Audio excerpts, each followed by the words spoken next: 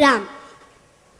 राम विषय बे शब्द, हाथ काट कर रख दूंगा अगर ये नाम समझ आ जाए तो।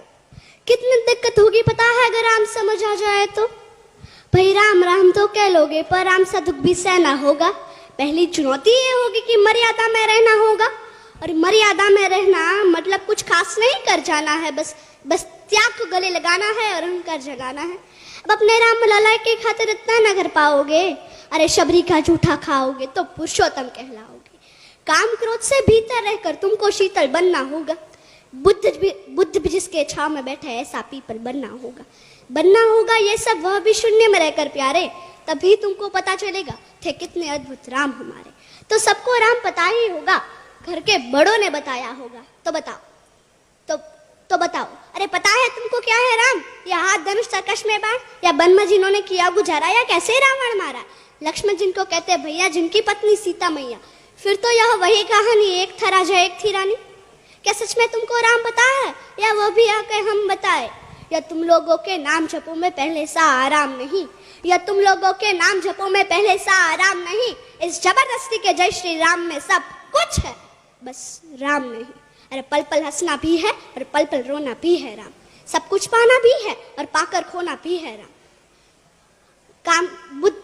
ब्रह्मा जी के कुल से होकर जो जंगल में सोए हो, जो अपनी जीत का हर्षो रावण की मौत पे रोए हो। शिव जी जिनकी सेवा खातिर मारुत रूप में आ जाए, शेष नाग लक्ष्मण बनकर जिनके रक्षक हो जाए। और तुम लोग काम क्रोध छल कपट अहंकार सीने से लगा के सो जाओगे तो कैसे भक्त बनोगे उनके, कैसे राम समझ पाओगे?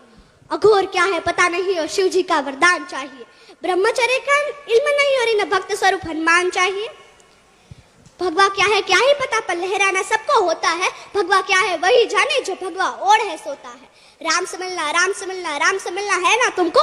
निश्चित मंदिर जाना होगा, उससे पहले भीतर जा संग अपने राम को लाना होगा। अवधपुरी का उत्सव था, सबने खूब मनाया, कोई कसर नहीं छोड़ा, क्योंकि मेरे राम आए हैं।